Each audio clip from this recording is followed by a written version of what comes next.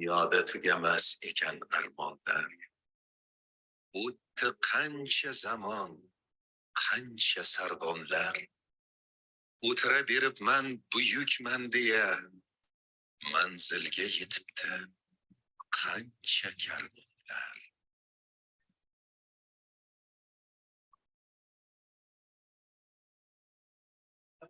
Garchand komil emas ko'kna bu jahon, garchand har qadamda yaxshi va yomon. Masxara qilasan o'z shoiringni, shu senga martaba bo'ldi inson. Onam, olam, yoshidan o'tganman men allaqachon. Qartaygan o'g'lingni oxirat kuni taniy olurmisan, bilmam onajon.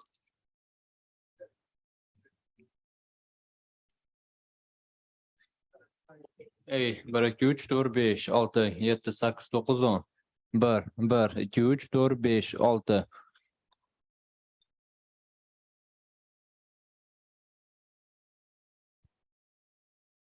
Bir 21, 122, 123, 124, 125, 126, 127. Ey, o, 1, 1, 2, 3. Xonani o'zida do'sh qanaqa eshitilar to'ka? Ho'yo. Xonani o'zida. Ey, 1, 2, 3, 4, 5, 1.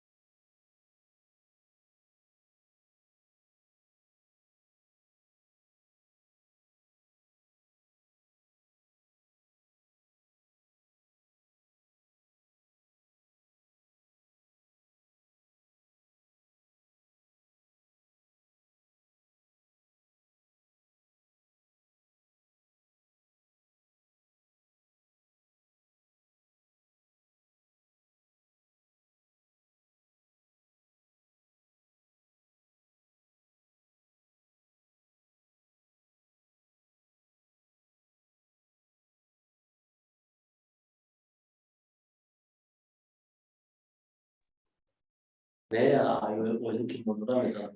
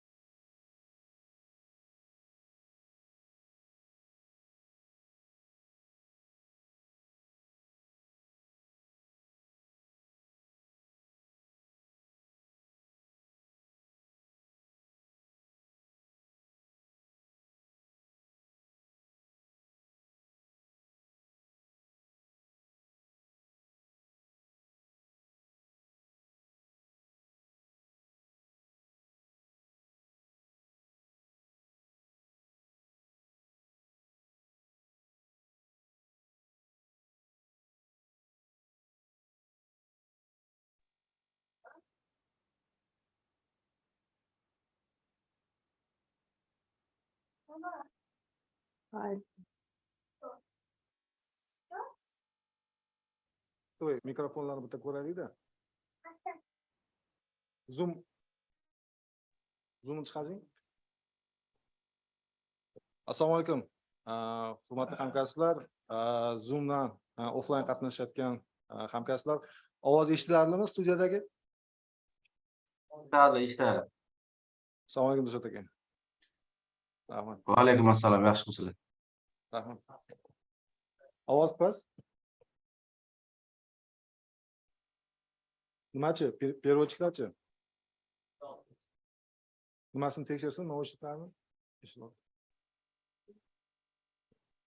Ovoz eshitilyaptimi, tarjima? Nega eshitilgani yo'q lekin?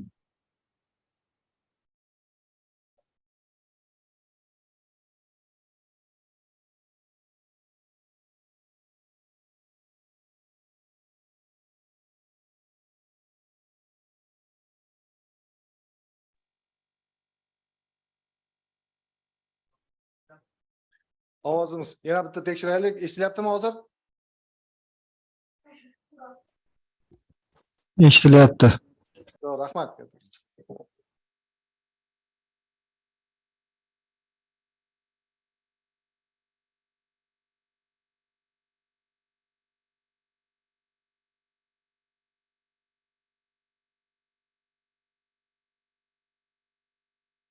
Zoomda tarjima funksiyasi bormi? O'zbek, inglizcha.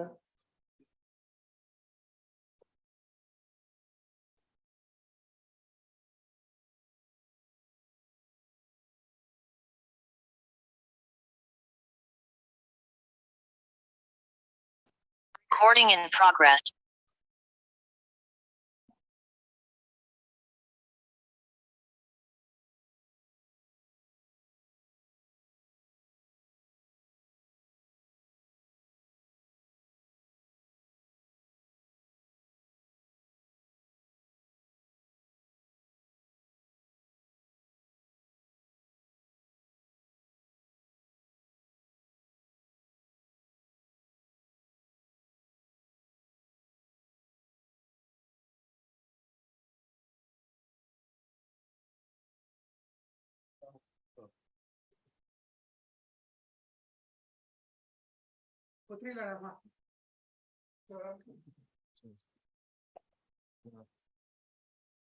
Assalomu alaykum.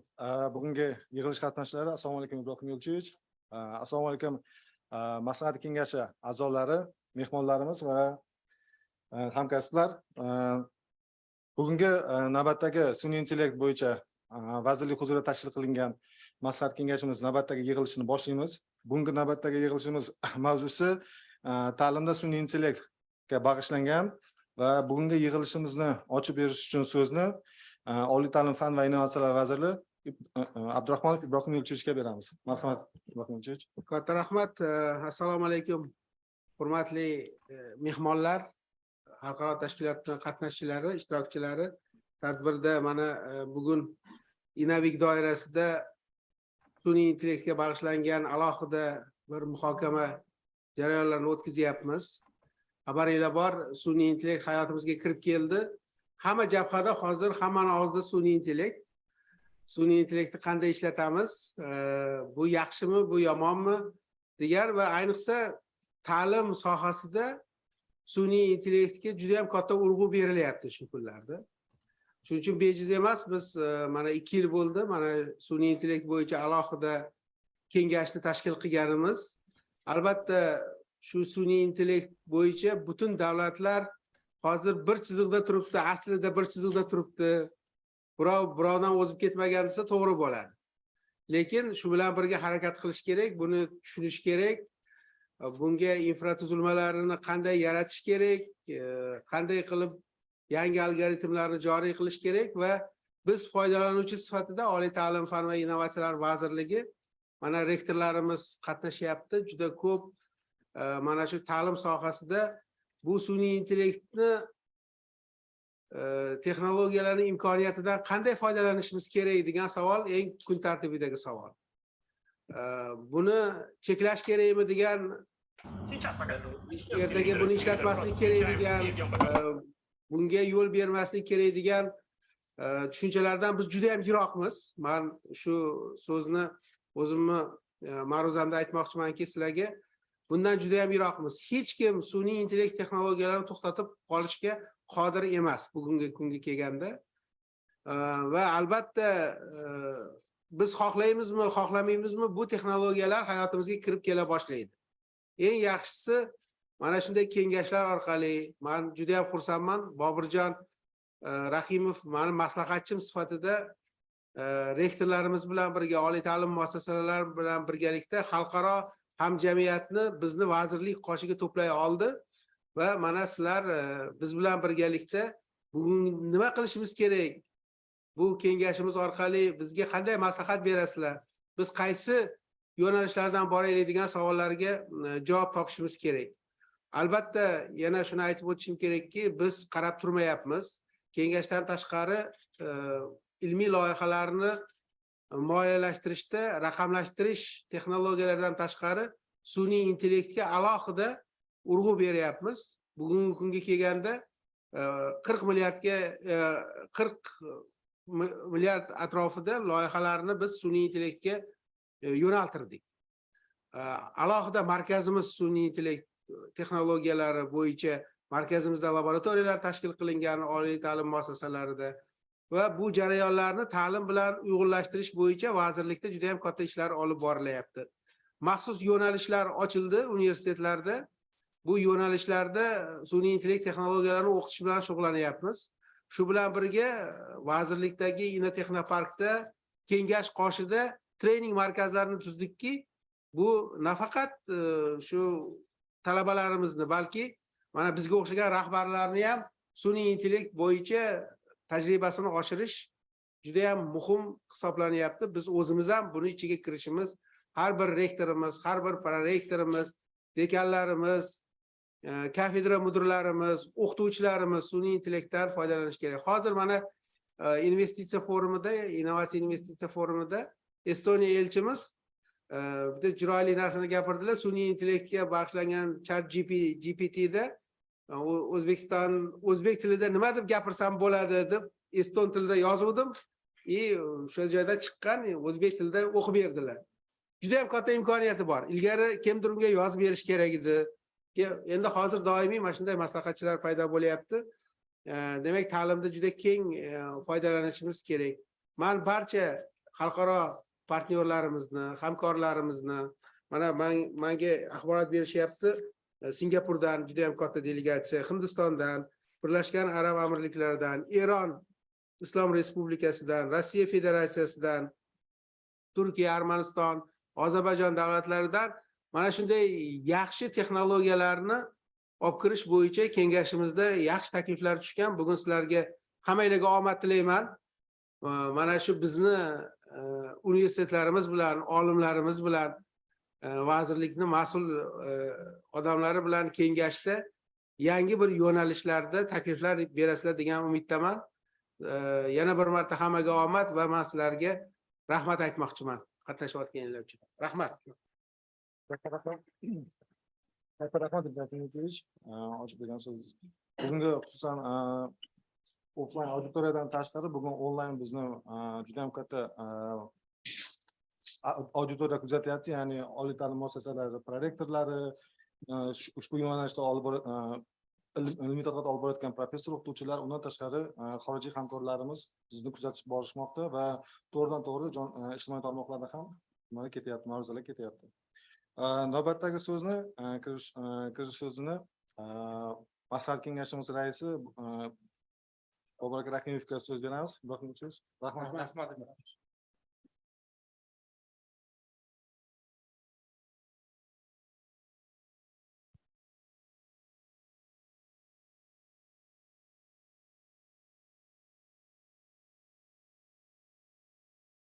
Assalomu alaykum, hurmatli ustozlar, hurmatli tadbir ishtirokchilari, hurmatli kengash a'zolari. Avvalambor sizlarga katta rahmat aytmoqchiman bugungi uchrashuvga vaqt topganlaringiz uchun, befarq bo'lmaganingiz uchun sizlarga katta rahmat. Добрый день, уважаемые коллеги, уважаемые участники сегодняшнего заседания, уважаемые учителя. Благодарю вас за то, что нашли время, несмотря на загруженный ваш график, и уделяете так много времени этой теме. Good afternoon, dear colleagues. Let me express my gratitude to you for your participation in today's meeting of the AI Council. Уважаемые коллеги, хочу напомнить вам о том, что наш министр является почетным председателем Совета по искусственному интеллекту. Действительно, у нашего министра необычный взгляд на это с точки зрения этичных технологий и эффективного применения искусственного интеллекта. На самом деле это очень ценно для нас, как специалистов, что нас слышат на таком уровне. И вот сегодня предоставлена возможность нашим министрам проводить это уже на уровне ректоров, и возможность работать с международными экспертами. Это все я сейчас вот в контексте своей презентации буду показывать на конкретных примерах. Это для нас, как для IT-сферы, большая поддержка и толчок. Уважаемые коллеги, сегодняшняя тема, как Зафар Ака озвучил, посвящена искусственному интеллекту в образовании. Мы неспроста выбрали эту тему, так как, я думаю, вы меня поддержите в том, что эта тема очень актуальная сегодня, поскольку, например, мы участвовали на таких конференциях, там, министерских встречах, посвященных искусственному интеллекту в образовании. Вот недавно в Сингапуре была очень крупная встреча министров. где по итогам было выработаны конкретные рекомендации по эффективному и этичному использованию искусственного интеллекта.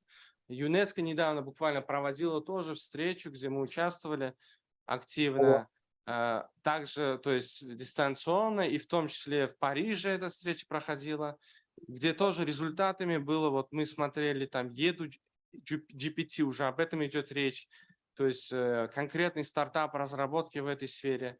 И несмотря на это, вот сегодня, значит, очень интересные взгляды у каждого континента. И самое интересное, они по-своему все уникальны.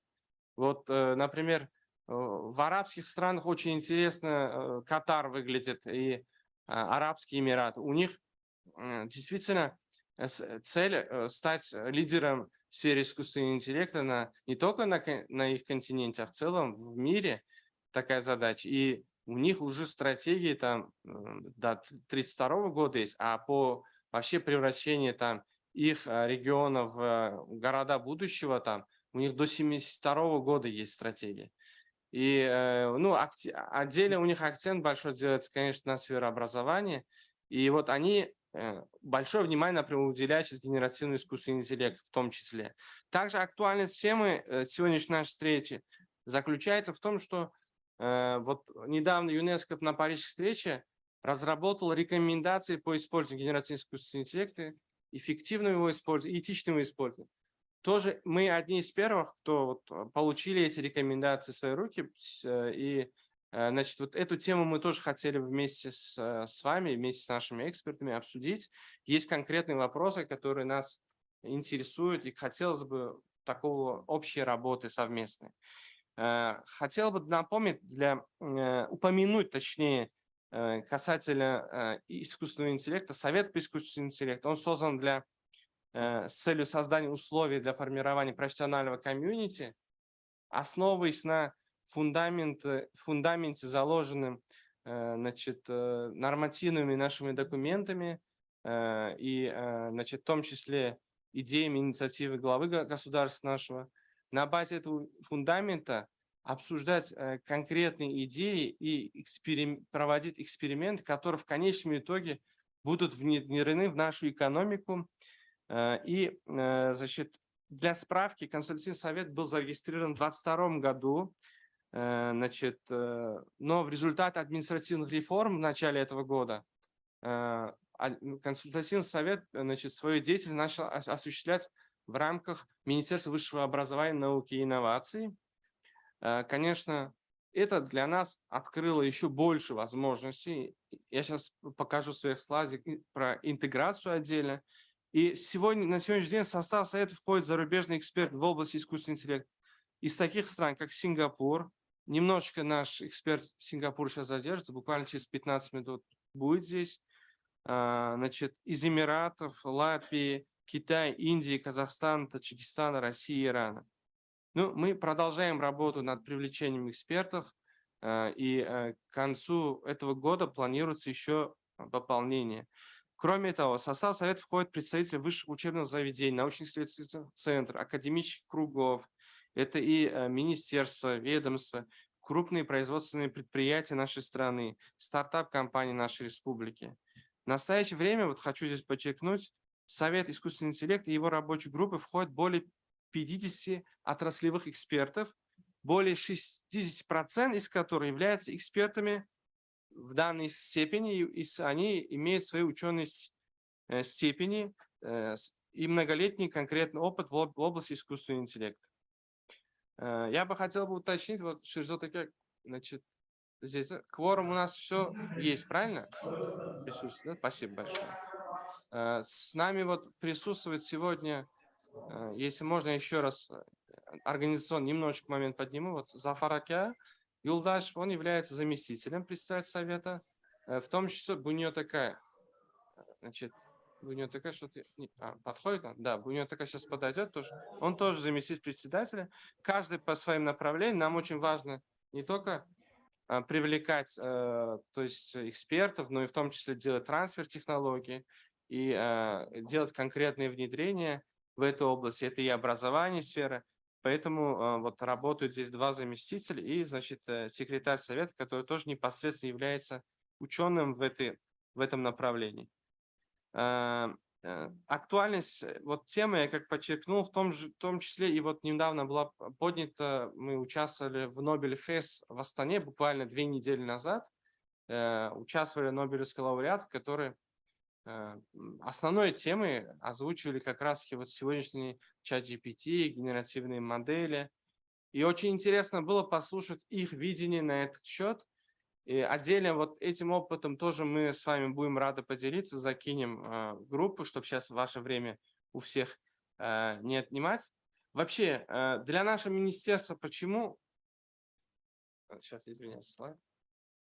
Не переключать. Для нашего министерства почему эта тема актуальна? Мы с целью ускорения цифровизации, нами была разработана стратегия цифровизации высшего образования, науки и инноваций, которая основана на идее создания единой цифровой экосистемы.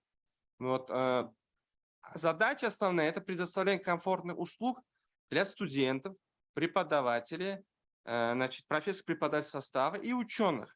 В перспективах мы очень сильно рассчитываем, что наша система будет развиваться вплоть от учеников в школах до академиков.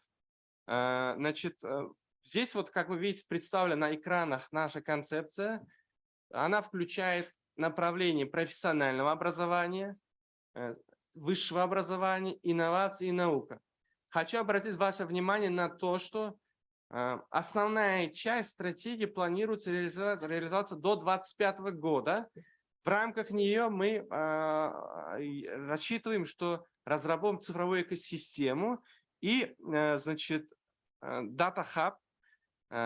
И основной задачей для достижения данной цели является, конечно, межсистемная интеграция по организации взаимного обмена данными и между информационной системой.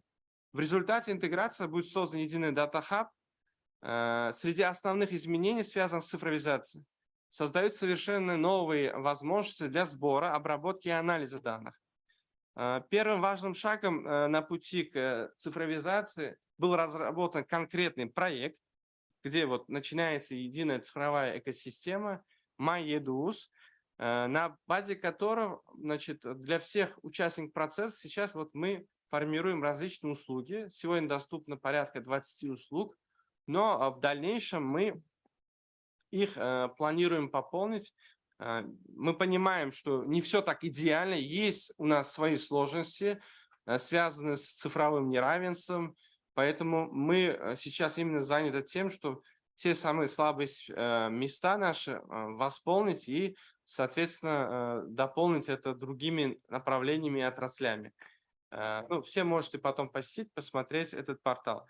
И вот как я обозначил, на базе этого портала мы планируем предоставлять все услуги для профессионального образования, сферы высшего образования, науки и инноваций. Вот почему мы еще также уделяем большое внимание направлению внедрения искусственного интеллекта в образовании. Это создание вот рабочей группы у нас ректоров, да, руководителем рабочей группы там и эксперты сферы, и ректора, и непосредственно профессор-преподавательский состав, в том числе внедренцы. Вот является Бахтиёр Махкамов, ректор Ташкентского университета информационной технологии имени Аль-Хорезми. У него будет сегодня отдельный доклад свой. И мы сейчас вот как раз сконцентрируем на том, что вот рекомендации по эффективному и этичному использованию искусственного интеллекта в образовании и в исследованиях, как мы будем их внедрять. Вот мы хотели бы вот это сегодня обсудить, потому что есть свои сильные стороны, свои слабые стороны, о которых нам нужно поговорить. И также важно отметить то, что у нас действует совет с экспертами. На сегодняшний день, вот, если в рабочей группе у нас порядка 30 человек, то в совете экспертов 33 эксперта. У нас есть управление, отвечающее за цифровизацию, внедрение цифровых технологий. С нами присутствует мой коллега Хуштака Султанов, который является руководителем этого департамента. Также у нас есть Центр внедрения цифровых технологий, Центр внедрения цифровых технологий в сфере образования, который мы сейчас вот модернизируем его для того, чтобы сделать его единым интегратором во всех направлениях значит, деятельности министерства. Алишер Абдуллаев является руководителем данного центра. В том числе, значит, по приказу министра мы создали отдельные комьюнити, то есть из Chief Digital офицеров назначили проректоров, ответственных за цифровизацию в вузах, государственных вузах нашей страны. Вот, порядка 110 таких, значит, руководителей, ответственных за цифровизацию. И кроме этого, в вузах есть еще центры цифровизации, значит, и внедрения цифровых технологий, тоже порядка 110 этих. И вот хочу здесь сделать ваш акцент на то, чтобы у нас есть, в принципе, вся необходимая структура, все необходимые условия для того, чтобы действительно технологии искусственного интеллекта проникли в вузы и эффективно были использованы там. Но у нас много вопросов есть к экспертам, чтобы не совершить ошибку. Как раз мы сегодня собрались для того, чтобы мы вместе с вами подумали. Возможно, нам нужна будет еще не одна встреча по поводу этой темы. Дальше я бы хотел заострить ваше внимание на том, что для реализации актуальных вот этих задач, да, мы стараемся работать не только с экспертами, но в том числе и с консорциумом. Значит, Tech AI – это консорциум, в который входит, значит, Microsoft и крупные корпорации, в том числе и OpenAI. И как раз и они сейчас вот заточены на теме внедрения искусственного интеллекта в образовании. И у нас есть конкретные налаженные коммуникации, обмен информацией в этой сфере. В том числе мы постоянно сотрудничаем с ЮНЕСКО. Это тоже одна из их актуальных тем и приоритетных тем, на которые они выделяют отдельное внимание. Это Альянс искусственного интеллекта, это университеты, Национальный университет Сингапура и, значит, университет в Абу-Даби по искусственному интеллекту. Очень важно понимать особые проблемы, с которыми мы можем столкнуться в будущем. Давайте рассмотрим некоторые из наиболее насущных проблем, которые были выявлены вот ЮНЕСКО в плане рекомендаций в связи с внедрением генеративного искусственного интеллекта. Я думаю, об этом мы сегодня больше будем говорить в образовательной экосистеме.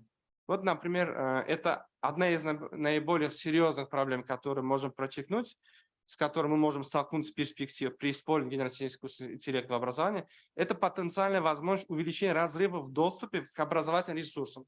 Ну, то есть существует такая вероятность, что и риск, что интеграция технологий увеличит вот разницу между, значит, например, университетами, у которых есть более технологические возможности, и регионами, отдаленными регионами, у которых таких возможностей мало. Вот здесь нам стоит уделить внимание справедливому распределению ресурсов, заботиться о малообеспеченных слоях общества. И у меня в связи с этим вопрос формируется. Как мы можем обеспечить доступность инструментов генеративного искусственного интеллекта для всех учреждений, особенно в менее технологичных регионах? Также это суть обучения. Вот, особенно вот год становления заключается не только вот в знаниях. Речь идет о человеческих связях, социальных навыках и эмоциональном росте. Чрезмерно полагаясь на генеративный искусственный интеллект, мы можем лишить учащихся этого важного социально-эмоционального опыта обучения. Мы должны использовать искусственный интеллект в качестве помощи традиционному образованию. Ну, в качестве помощи, подчеркну, а не в качестве заменяющего инструмента. Значит, возможности, креативных возможностей студента, обеспечивая сохранение человеческого взаимодействия. У меня вопрос. Как мы можем интегрировать инструменты генеративного искусственного интеллекта в классы таким образом, чтобы они дополняли, а не заменяли человеческое взаимодействие? Это и автономия в обучении. То есть, вот, чтобы все не превратились, так сказать, в роботов, да? Вот. хотя генеративный искусственный интеллект нам генерит готовые ответы, но все равно существует риск, что он может затмить естественные процессы решения проблем учащихся. Мы не хотим создавать такую среду, в которой обучающий становится пассивным получателем, а не активным мыслителем. Мы должны обязательно разработать инструменты ИИ, которые будут способствовать творчеству и критическому мышлению, а преподаватели будут способствовать независимости учащихся. Какие функции или элементы дизайна можно включить в генеративный искусственный интеллект? Что стимулировать, а не подавлять самостоятельность и творческий потенциал учащихся? Инструменты искусственного интеллекта, особенно те, которые имитируют человеческое взаимодействие, являются освоением территории. До сих пор остается много неизвестно об их долгосрочном влиянии на когнитивное и эмоциональное развитие учащихся. В долгосрочной перспективе у нас должны быть средства для исследования и мониторинга воздействия генеративного искусственного интеллекта на учащихся. Чтобы обеспечить когнитивное и эмоциональное благополучие, с точки зрения искусственного интеллекта, какие инструменты или методологии мониторинга вы бы порекомендовали для отслеживания когнитивного и эмоционального воздействия генеративного искусственного интеллекта на учащихся в течение времени? Результаты генеративного искусственного интеллекта получены на основе данных или их учащихся. Вот тут важно микс создавать данных. Если эти данные будут содержать предвзятость, и можно их увековечить, и потом приведет это все к предвзятым или даже дискриминационному образовательному контенту. Вот давайте рассмотрим, как мы можем использовать разнообразие в данных в обучении, проводить регулярные проверки на предмет справедливости и поддерживать прозрачность. Какие лучшие практики могут порекомендовать нам сегодняшний наш специалист? Давайте вместе подумаем на этот счет. Искусственный интеллект, чтобы гарантировать отсутствие предвзятости в наших инструментах и генеративных моделях. И как следует проверять эти инструменты на предмет справедливости. Немножечко хочу обратить ваше внимание на нашу презентацию. Мы в том числе стараемся уделить внимание созданию погружающих образовательных средств с использованием искусственного интеллекта. Вот. Чтобы все сегодня генеративный искусственный интеллект не забивать. Но мы, то есть, это реализовываем на практике, используя виртуальную дополненную реальность и, искусственный интеллект, элементы искусственного интеллекта, компьютерного зрения. Вот. Это направление, которое объединяет передовые технологии с образовательными методиками для создания более привлекательной и эффективной иммерсионной среды, в обучении. И вот мы внедрение начали получается, уже с начала года. Вот хотела бы немножечко показать на ролике. Вот тут среда, я буду комментировать сразу. То есть мы взяли 3 ренессанса за основу. И вот виртуальный гид встречает вот сейчас руководителя МЕТА Центральной Азии, Китая и предлагает погрузиться в 3 ренессанса. Это именно времена, Аль-Харизми, Мирзо Улугбека и, Авиценны. Вот он попадает в виртуальный портал, в виртуальное пространство, где, соответственно, может увидеть, как например, в данном случае Аль-Харизми делает вычисление алгебраических уравнений. Но тем самым мы повышаем имидж страны, тем самым мы и привлекаем и заинтересовываем учащихся к обучению, и при этом мы сохраняем все ценности и истории нашего народа и нашей страны. Вот Авиценна и так далее. Взаимодействие может быть как и когнитивным, то есть вплоть до участия в этом виртуальном пространстве и погружения в среду метаверс. Вот. В данном случае мы показали это в расширенной реальности, так как не было возможности одевать очки виртуальной реальности и так далее.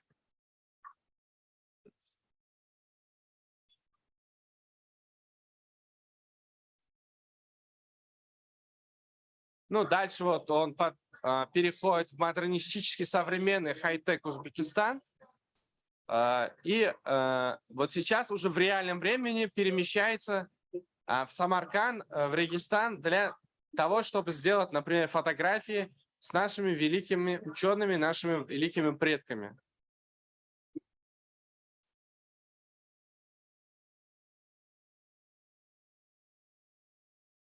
Мы видим, что для нас это очень перспективное направление, но сложность заключается в создании, конечно, высококачественного контента, чему мы должны обязательно уделить отдельное внимание в сфере образования. Вот, например, в данное время мы недавно внедрили эти технологии в вузы, в том числе недавно внедрили в Академию медицины и сделали там в Академии медицины музей с такой возможностью погружении в среду с использованием метаверс, дополненной виртуальной реальности. Также мы планируем охватить весь цикл, где проводит время студент. То есть это библиотеки, это в том числе и, значит, лаборатории. То есть он может вот прям делать лабораторные работы с возможностью погружения вот в эту среду виртуальной и дополненной реальности. И так далее, вплоть до процесса обучения, процесса обучения. То есть я хотел бы сказать, что вот тут Узбекистан есть большая возможность, перспектива для драйвера. И вот сегодня участвует стартап-компании в том числе, и молодые ученые. Вот тут большое поле для новых стартапов. И мы нуждаемся, как Министерство высшего образования и науки, таких стартапов. Вот именно для того, чтобы сделать обучение интереснее и интерактивнее. Это как идея для молодежи. В том числе мы сейчас вот занимаемся тем, чтобы вот эти технологии объединить. Вот конкретный кейс. Я еще в 2018 году тестировал очки Epson, значит, с дополненной реальностью. Ну, мне, честно сказать, не понравилось, как все это работает. Вот сейчас мы ждем в 2024 году уже полноценные очки дополненной реальности, которые позволит уже реальный мир нам дополнять значит, виртуальными элементами. Но тут же тоже у нас большая возможность открывается для того, чтобы вот внедрять как раз вот этих виртуальных преподавателей. Но тут тоже вопрос, да, индивидуальное вот это образование персонализированное, да, тут тоже есть, вот как я отмечал до этого в наших вопросах, риски определенные, да, о которых тоже нам следует задуматься. Также я бы хотел сказать о том, что Совет искусственного интеллекта не создан только для того, чтобы внедрять в образование. Да? Мы понимаем, что вот дополнение к образованию, мы понимаем, что внедрение искусственного интеллекта в образование также синергией является для того, чтобы вообще образование должно развиваться в ногу со временем. Если мы будем внедрять искусственный интеллект, при этом не будем развивать образование, то могут быть у нас большие сложности. И мы вот недавно запустили курсы, начали со школ, значит, обучили 30 преподавателей, 30 или 25, я не могу ошибиться, плюс-минус 5 преподавателей, значит, основам искусственного интеллекта и, значит, интернет вещей. Вот доктор Даниш тут присутствует, который нам очень сильно в этом помогал. Значит, реализовываем образовательные проекты совместно с Бахтияраком Махкамовым. Вот, тоже это у нас идет много со временем. Сейчас вот ЮНЕСКО нам бесплатный курс по STEAM образованию для преподавателей, для того, чтобы 100 подготовить тренеров. Вот мы уже начали реализовать проекты. Сначала будет онлайн идти курс, а потом мы будем уже, значит, в офлайн режиме дальше всех преподавателей обучать. Кроме этого, мы работаем сейчас совместно с нашим партнером, например, в Институте ирригации, сейчас в Национальном значит, институте, научно-исследовательском институте. У них разработан курс для экономических различных сфер по искусственному интеллекту. Не только значит, люди этой сферы обучаются этому, но, например, те, которые обучают в сфере водного хозяйства, сельского хозяйства. С Хонградбека у нас идет реализация ряда проектов, в том числе образовательных проектов, значит, с ректором Ташкентского государственного экономического университета. У него тоже сейчас будет речь. И здесь мы хотели бы, вот сейчас работаем с ЮНЕСКО, и значит, у нас вот сейчас мой заместитель, не знаю, Бунётака подошел? Да, Бунётака вот присутствует. В том, что сейчас идет переговор с Google о том, чтобы запустить именно большие вот эти курсы по генеративному искусственному интеллекту, для того, чтобы азы познать для всех участников процесса. Тоже для нас это вопрос, вызов. Хотелось бы, чтобы мы коллективно на этот счет поработали в рамках отдельной рабочей группы, потому что нужен большой охват в этой сфере. Вот подчеркиваю, что совет не создан только для образовательных целей. Я думаю, вы все понимаете, что образование стоит все равно приоритетом, да, для нас. Без этого нам никак. Мы также хотели бы подготовить 25 научных проектов. Я в прошлый раз тоже говорил на тестовом нашем заседании. Совместно с вами проработать эти проекты в направлении сельского хозяйства, водного хозяйства, аэрокосмических технологий, хлопководства, промышленности, туризма, таможни и в других направлениях основных, где есть у нас возможность, то есть использовать большие данные и показать эффективность искусственного интеллекта. Пользуясь случаем, хочу поблагодарить всех сегодняшних коллег своих. Спасибо вам большое за то, что вы не остаетесь неравнодушными к этой теме, за то, что вы активно участвуете. Я надеюсь сегодня на совместную с вами эффективную работу. И передаю слово, Зафараке, передаю слово профессору, талантливому очень специалисту сферы искусственного интеллекта, который тоже уже порядка, могу ошибиться, но очень много времени занимается исследованием в сфере искусственного интеллекта. Ибрагима Атаджанова, он будет сегодня модератором нашего круглого стола. Пожалуйста, Ибрагим. Спасибо за внимание. E'tiboringiz uchun katta rahmat.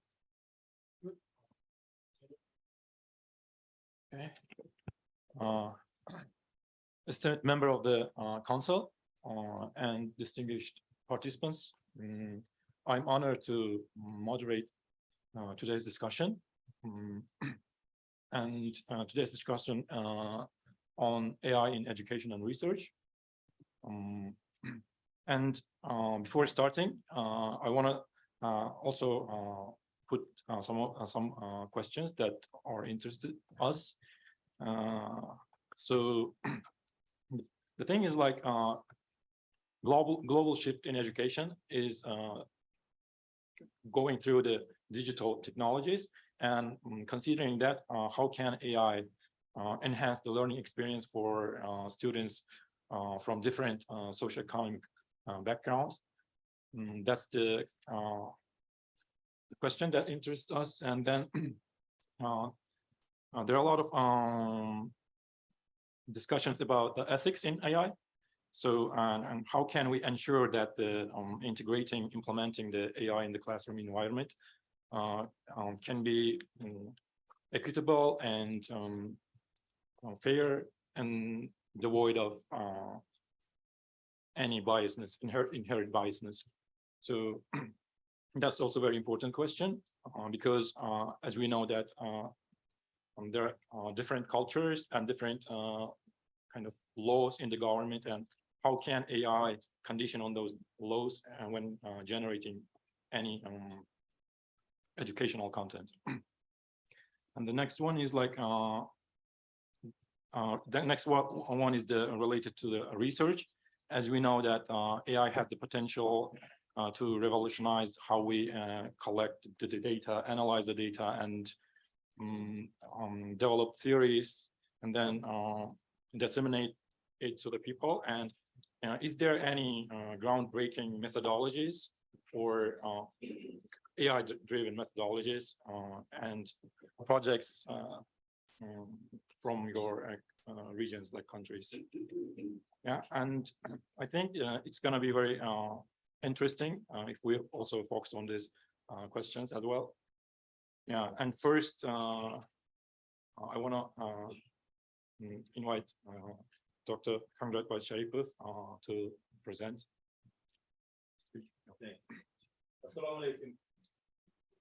Assalomu alaykum, hurmatli yig'ilish ishtirokchilari, hurmatli xonimlar va janoblar. Mana keyingi yillarda sun'iy intellektning o'rni va uni hayotda tutgan o'rni va vazifalari to'g'risida hurmatli vazirimiz Ibrohim Yo'lchiyevich, hurmatli kengash raisi Bobur Rahimov alohida to'xtab o'tdi va oliy ta'lim Fan va innovatsiyalar vazirligi tizimida ancha ishlar qilindi. Buni biz ko'rib, sezib turibmiz. Muhtaram prezidentimiz tomonidan sun'iy intellekt yo'nalishi bo'yicha kadrlar tayyorlashni bosqichma-bosqich boshlash maqsadida o'quv kurslari va fanlarni joriy qilish, bakalavriat, magistratura va doktorantura yo'nalishlarini ochish hamda ilmiy tadqiqot ishlarini amalga oshirish ko'zda tutilgan. Oliy ta'lim muassasalari esa ro'yxati shakllantirilgan. Toshkent davlat iqtisodiyot universiteti ham ushbu ro'yxatga kiritilgan bo'lib, hozirgi paytda bir qator ishlarni amalga oshirdi. Ma'lumki, ta'limda sun'iy intellekt joriy etish talabalar keyingi slayd qo'ysan. Ma'lumki, ta'limda sun'iy intellekt joriy etish talabalar va o'qituvchilar uchun kuchli vosita bo'lishi o'z isbotini topib kelmoqda. Shu sababli ham ta'limda tobora ko'proq sun'iy intellekt dasturiy vositalarini foydalanish imkoniyatlarini ishlab chiqilmoqda. Ta'lim sohasi uchun mo'ljallangan sun'iy intellekt dasturlari bozorining global miqyosdagi umumiy narxi 2021 yilda 1,82 milliard dollarga baholangan bo'lsa, 2030 yilga borib bu ko'rsatkich yillik umumiy o'sish sur'ati 36% ga ortishi taxmin qilinmoqda. Sun'iy intellekt ta'limdagi faoliyatini avtomatlashtirishga, o'quv resurslariga kirishni soddalashtirishga, baholash jarayonlarini shaffof bo'lishi va o'quvchilarning o'rganish tajribasini shaxsiylashtirishga yordam beradi. Shuningdek, sun'iy intellekt algoritmlarining so'nggi yutuqlardan foydalangan holda o'qituvchilarga shaxsiylashtirilgan ta'lim va takomillashtirilgan baholashni yangi imkoniyatlarini ochishi mumkin. Uning yechimlari asosiy yaxshi moslashtirilgan ta'lim kontentlarini o'quvchilarga taqdim etish va murakkab tushunchalarni sodda yo'l bilan o'rganish imkonini beruvchi chatbotlar va virtual reallik simulyatorlari ta'lim olish jarayonlarini yanada qiziqarli bo'lishiga sabab bo'ladi. Sun'iy intellekt texnologiyalarini ta'lim berish jarayonida joriy etish bilan talabalarga berilgan vazifalarni tekshirishda, topshiriqlarni baholashda, tadqiqot ishlarini tashkil qilishda, hisobotlarni yuritishda, taqdimotlarni tayyorlashda va boshqa vazifalarni bajarishda keng foydalanish mumkin. Bu esa professor o'qituvchi uchun ortiqcha sarflanadigan vaqtni tejash va o'z ustida samarali ishlash imkonini beradi. Sun'iy intellekt shuningdek ta'lim jarayonini samarali nazorat qilish va boshqarish imkonini ham beradi. Har bir topshiriqni baholash jarayonida shaffoflikni ta'minlaydi va amalga oshirilgan ishlar bo'yicha tavsiyalar beradi va qaror qabul qilishga ko'maklashishda hamda oldin bajarilgan ishlarning tahliliy statistikalaridan kelib chiqib, kelgusida yutuq va kamchiliklarni bashoratlashga imkoniyat beradi. Ta'limda sun'iy intellektdan foydalanish o'qituvchilar uchun ham, talabalar uchun ham ko'plab va afzalliklarni beradi. Sun'iy intellekt o'qituvchilarga o'quvchilar faoliyatini osongina baholash va resurslardan samarali taqsimlash imkonini beruvchi avtomatlashtirilgan baholash imkoniyatini ta'minlaydi. Dars darajalarini tayyorlash, testlarni o'tkazish va o'rganish jarayoni haqidagi ma'lumot to'plash kabi oddiy vazifalarni o'z zimmasiga olib, o'qituvchilar uchun amaliy o'qitishda ko'proq vaqt sarflashni qo'llab-quvvatlaydi. Masalan, 2016 yilda Georgia Texnologiya instituti tomonidan Jill Watson deb nomlangan sun'iy intellektga asoslangan o'qituvchi assistenti dasturi taqdim etilgan. Bundan tashqari sun'iy intellektning individual o'quvchilarga moslashtirilgan qiziqarli kontent yaratish qobiliyati ularning yoshiga mos keladigan va talabalar ehtiyojlarini hisobotga olgan holda yaratilgan materiallarni taqdim etish orqali ularning ta'lim olish darajasini oshiradi. Masalan, Singster Maz dasturi bu sun'iy intellektlardan foydalangan holda shaxsiylashtirilgan o'quv dasturlarini yaratish uchun mo'ljallangan matematika repetitorlik dasturidir. Ishlab chiqilgan oson, qiyin va murakkab turdagi testlar to'g'ri kombinatsiyalarni tanlaydi va ballar o'rtasidagi bog'liqliklarni aniqlaydi. So'nggi yillarda sun'iy intellekt texnologiyalardan maktablar, universitetlar va boshqa ta'lim muassasalari tomonidan ta'lim berish tizimini takomillashtirish uchun tobora ko'proq foydalanish imkoniyatini ishlab chiqilmoqda. Ta'kidlab o'tilganidek, sun'iy intellekt texnologiyasi o'qituvchilarga hujjatlar bilan bog'liq ko'p vaqt talab qiluvchi jarayonlarni avtomatlashtirishga va o'quvchilarning o'zlashtirish jarayonini kuzatib borishga yordam beradi. Bu an'anaviy auditoriyalardan qo'llaniladigan o'qitishning barcha yondashuvlaridan ko'ra individual o'quvchilarning ehtiyojini qondirishga moslashtirilgan yondashuv bo'lib hisoblanadi. Tabiiy tilni qayta ishlash, chuqur o'rganish, neyron tarmoqlar va nutqni aniqlash vositalari kabi yangi texnologiyalardan foydalangan holda o'qituvchilar har bir o'quvchini tushunish darajasiga qarab dars rejalarini ishlab chiqishga mumkin.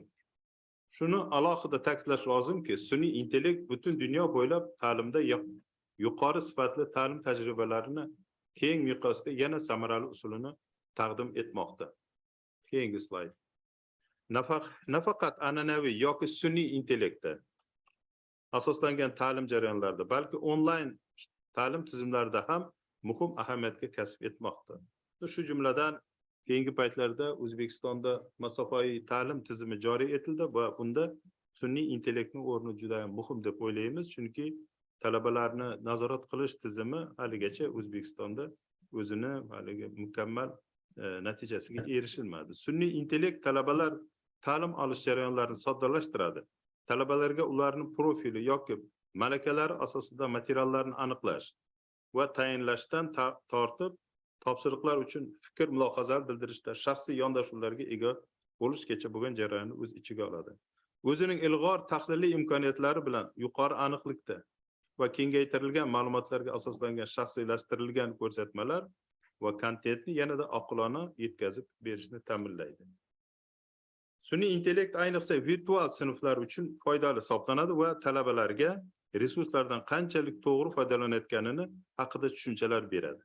Bundan tashqari sun'iy intellekt texnologiyalari o'qituvchilarga kerakli vaqtda kerakli o'quv resurslariga kirish imkoni va talabalar bilan yanada mazmunli munosabatlar o'rnatishga yordam beradi. Ta'lim sohasida sun'iy intellekt tatbiq etishda bir qator muammolar mavjud. Masalan, uni joriy etish narxi haligacha yuqori. Shuningdek, uni ta'limda qo'llash bilan bog'liq huquqlari va ushbu texnologiyalardan noto'g'ri foydalanish bilan bog'liq axloqiy muammolar tartibga solinmagan. Bundan tashqari, sun'iy intellekt o'qituvchilar tomonidan mas'uliyat bilan foydalanish uchun standartlar yoki tegishli yo'riqnomalar ishlab chiqilmagan. Bu muammolarni hal etish bilan yuzaga keladigan masalalarni hal etish va sun'iy intellekt o'qitish sifatini oshirish va talabalar uchun ta'lim natijalarini yaxshilash uchun katta imkoniyatlarni ta'minlaydi deb hisoblaymiz. Mana hozir bugun ham gapirildi ChatGPT to'g'risida. Endi talabalarning kurs ishlari bo'ladimi, diplom ishlari yozilishi va boshqa mustaqil ishlarida hozirgi paytda afsuski bundan talabalar shunga ko'p murojaat qilyapti. Buni qanaqa qilib baholaymiz? O'zi yozdimi yoki nimadan tayyorlanganmi? Tayyor masalan platformadan foydalangan holda shu ishlar bajarilganmi? Bularni baholash tizimi ham juda hozir murakkab bo'lib qolyapti bizga. O'zbekistonda sun'iy intellektni joriy etishda hali ko'p bo'lmagan bo'lsa-da, bir qator sohalarda yutuqlarga erishildi. Biroq mamlakat rivojlanishining o'zagi bo'lgan ta'limda sun'iy intellektni joriy etish uchun tor doiradagi mutaxassislarning yetishmasligi ko'zga tashlanmoqda. Ta'lim dargohlarida sun'iy intellekt yo'nalishlariga haligacha ilmiy tadqiqot ishlarini olib borish uchun laboratoriyalar talab darajasida emas. Ishlab chiqarish va tashkilotlarda mavjud muammolarni tizimli hal etish va jarayonlarda sun'iy intellekt texnologiyalarini joriy etishda ta'lim va ishlab chiqarishda haligacha bo'shliqlar mavjud. Sun'iy intellekt ilovalarini ishlab chiqish, sinovdan o'tkazish va joriy etish uchun maxsus infratuzilmalar tayyorgarligi ham talab darajasida emas. Oliy ta'lim tizimlaridagi pedagogik kadrlarni qayta tayyorlash va malakasini oshirish uchun maxsus treninglar va malaka oshirish kurslari keng tashkil etishimiz kerak. Toshkent davlat iqtisodiyot universitetida sun'iy intellekt bo'yicha Toshkent davlat iqtisodiyot universitetida sun'iy intellektni joriy etish bo'yicha O'tgan yili biz bakalavriat yo'nalishi va bu yil magistratura yo'nalishini ochdik va ilmiy tadqiqot laboratoriyasi tashkil etilgan. Shuningdek, sun'iy intellekt kafedrasi qoshida raqamli innovatsiyalar va sun'iy intellekt ilmiy tadqiqot laboratoriyasi faoliyat yuritib bormoqda. Ushbu yo'nalishda olib borilayotgan tadqiqot natijalarini chop etish uchun sun'iy intellekt kafedrasi tomonidan 2023-yildan boshlab raqamli transformatsiya va sun'iy intellekt ilmiy jurnali asos solindi va hozirda ushbu jurnal oliy attestatsiya komissiyasi ro'yxatidan o'tgan ilmiy jurnal sifatida faoliyat ko'rsatyapti. O'ylaymanki, ta'limda sun'iy intellekt yuzasidan qilingan taqdimot va takliflar, xulosalar O'zbekistonda ta'lim sohasidagi sun'iy intellektni qo'llash bo'yicha o'z hissasini qo'shadi. E'tiborlaringiz uchun rahmat. Thank you very much. It was very insightful speech, and it was very interesting that there are already AI is implemented into mathematical field and other universities, like you said, Georgia Technology University, and yeah, it was very interesting. Now, I think our next speaker, Oliver Tan, is joined us online. Sorry, yeah, Oliver Tan. You can take the seat. Thank you. Thank you very much. It's good to see all of you here. In fact, thank you very much. It's a pleasure to be here. It's been a busy morning.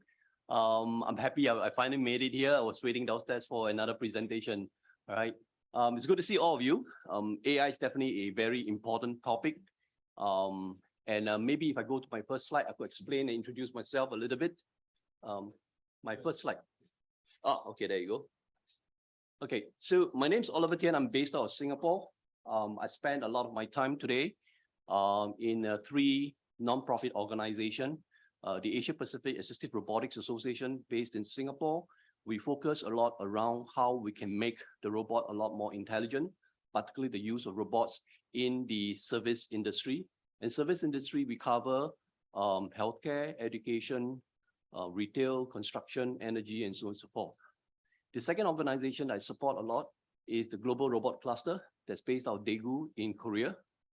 Every year I go to Daegu. In fact, last week I was just in Seoul attending a robot show, and I'll be going back there again in 3 weeks' time. So I spent a lot of time with the Koreans, understanding their technology and how that can be adopted. The Global Robot Cluster is a network of 22 countries around the world. Uzbekistan, of course, is one of the countries. And the third organization I spend time with is the International Alliance of Robotic Association, and this is based out of Hangzhou in China, right?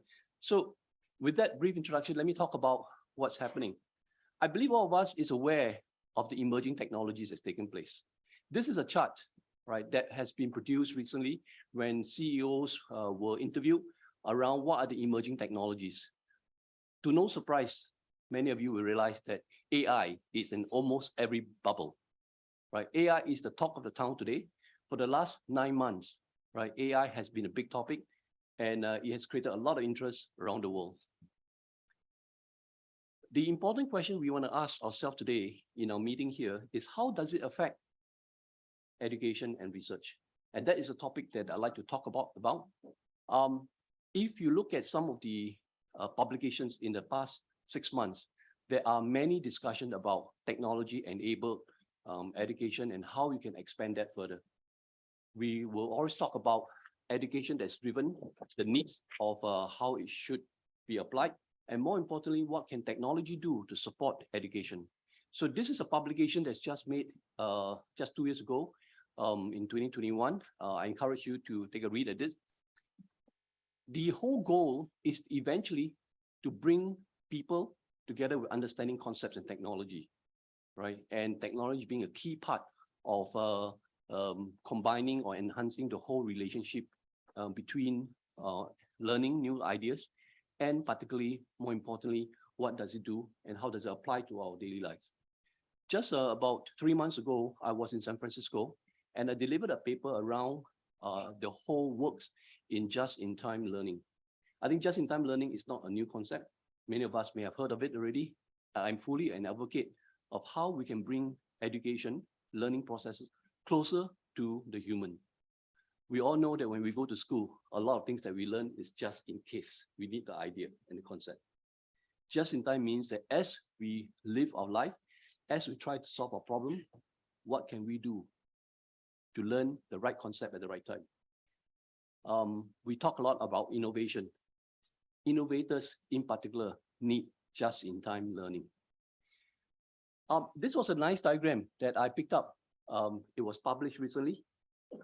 Between the two pictures, can you tell which one was published by generative AI? Right, they look almost the same, right? But what if I tell you that the picture on the top right-hand corner is the real photograph that was submitted to Midjourney, and Midjourney, with all the instructions, produced a picture at the bottom. Sharp, clear. The intelligence that's available today in the AI tools is so powerful that sometimes, and we're beginning to realize it's very hard to tell the difference. Prompt engineering is a big topic today, right? I'm sure in schools, we are starting to teach prompt engineering. Now, what does that mean?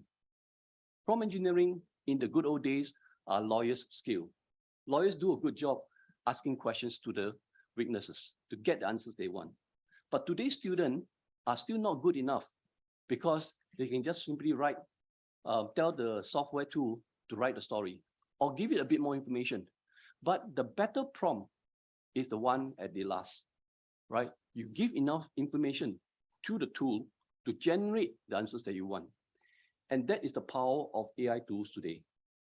The question is, how can we train our next generation to be able to give that kind of prompt in order to leverage the technology to augment our human capability? And I repeat, augment our human capability. AI has the capability, has the power to augment what we can do. What we are not good enough, it can help us to be better. This is a simple graphics, right? It tells you that ChatGPT has been there. It has achieved a high number of recipients, right?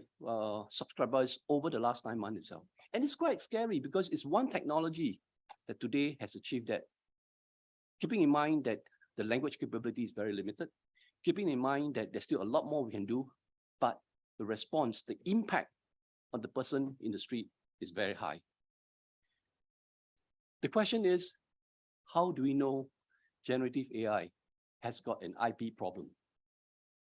If I continue to use prompts and I continue to create new content, who owns the IP? That becomes a big question. This was a report that was generated by Deloitte recently, not too long ago, just last week itself.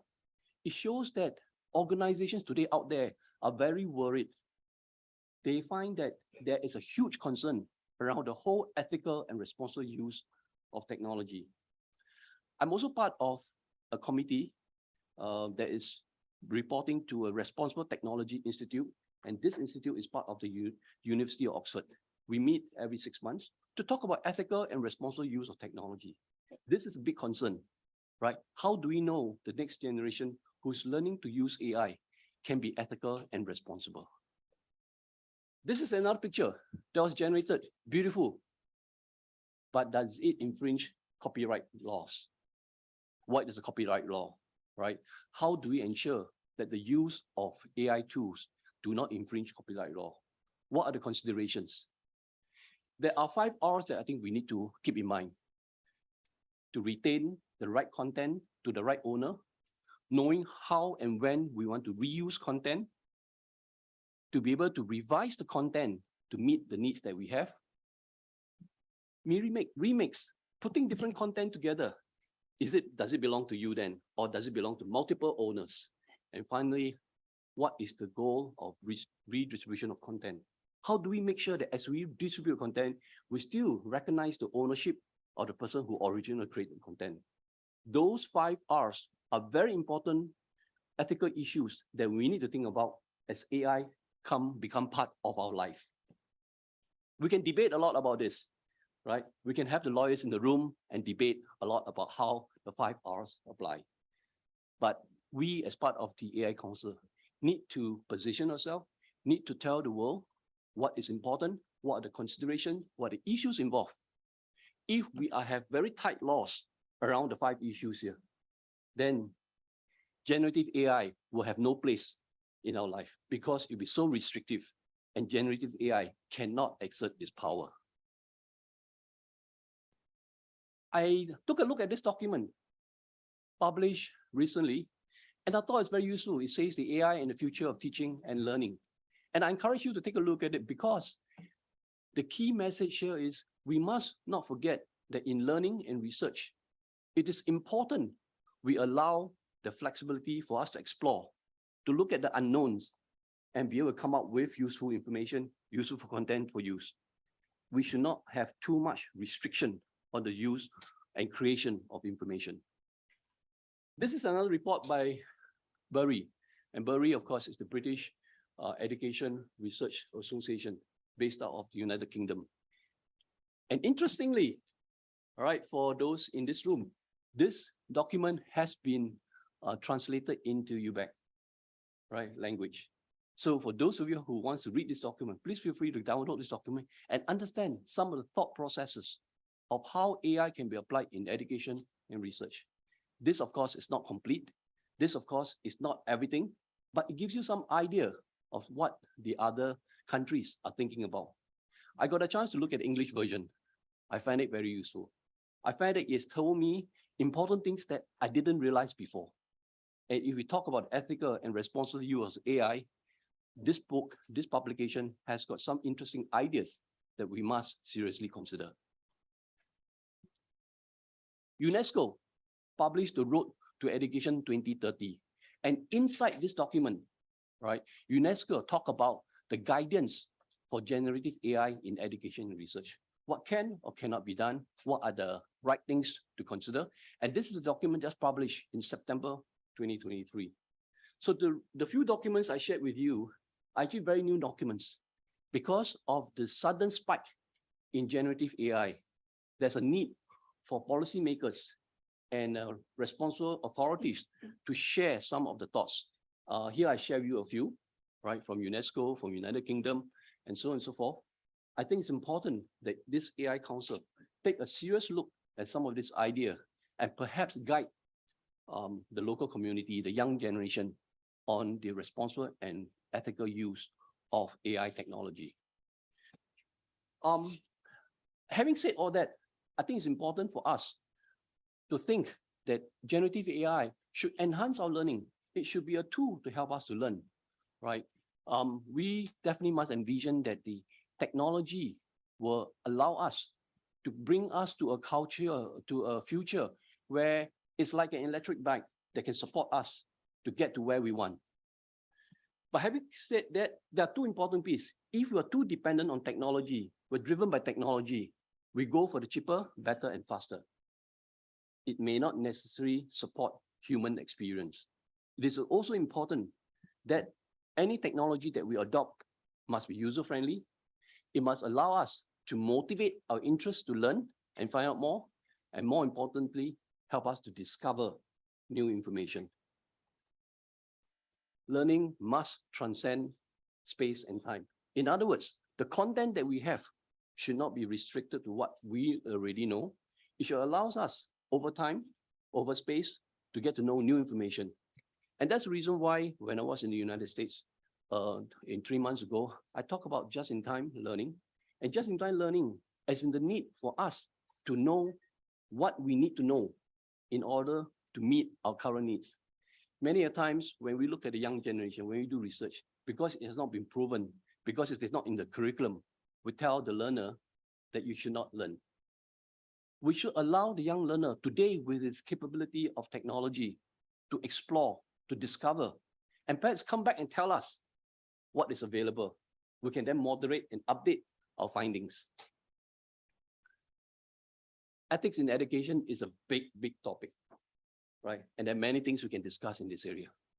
But I believe technology, if used correctly, will help us to create or to reduce the digital divide.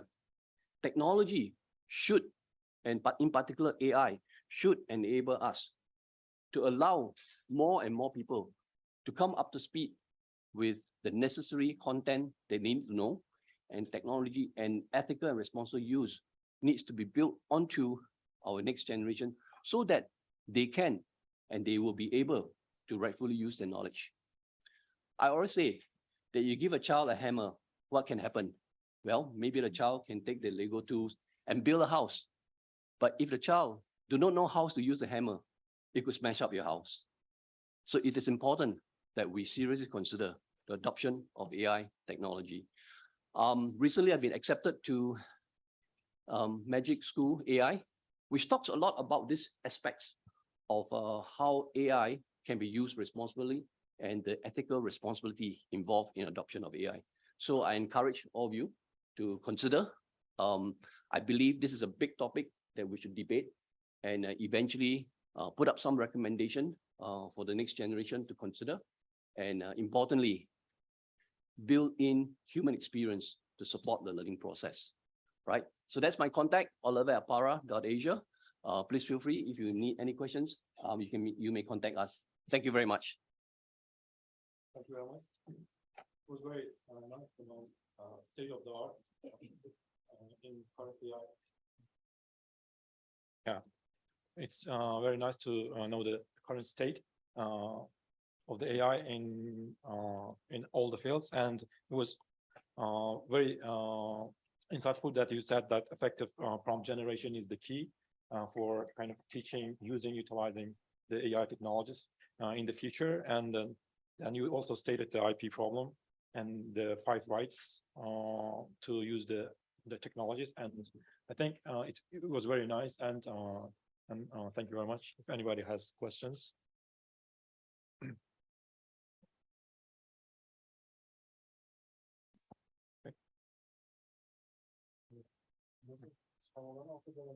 Yeah, maybe we can have a discussion at the end. Sure, sure.